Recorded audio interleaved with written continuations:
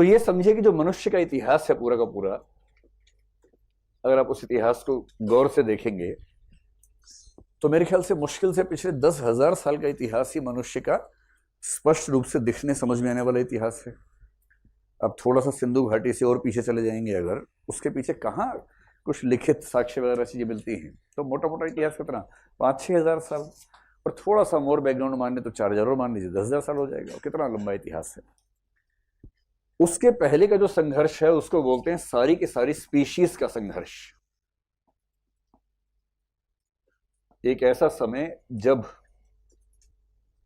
मनुष्य मनुष्य जैसा बन चुका था, होमो सेपियंस सेपियंस बन चुका था, और थोड़ा और पीछे जाएं तो होमो सेपियंस सेपियंस के बनने से पहले का जो थोड़ा सा इतिहास है, जो होमो सेपियंस है, निएंडरथल है, ऑस्ट्रेलोपिथेकस है, वो जो सारा एक चेन चली आ रही है, एक बहुत लंबी प्रक्रिया में आज का मनुष्य वैसा बना जैसा आज दिखता है, जैसा हम लोग दिखते हैं।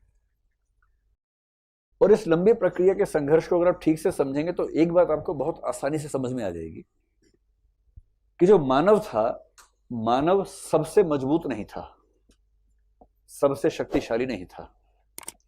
मनुष्य से ज्यादा शक्तिशाली कई प्रकार के जीव जंतु हैं इस दुनिया में, और उनकी गणना करना मुश्किल है, इतने जीव जंतु हैं।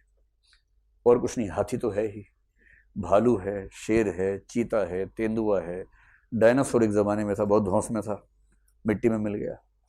तो ऐसा हो सकता है ऐसे बहुत सारे स्पीशीज होंगे जो सारी स्पीशीज हमसे बेहतर हैं।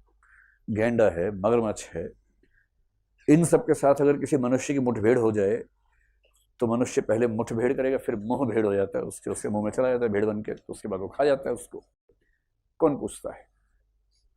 इसके बावजूद इन स्पीशीज के सारे संघर्ष में जीता मानव ही।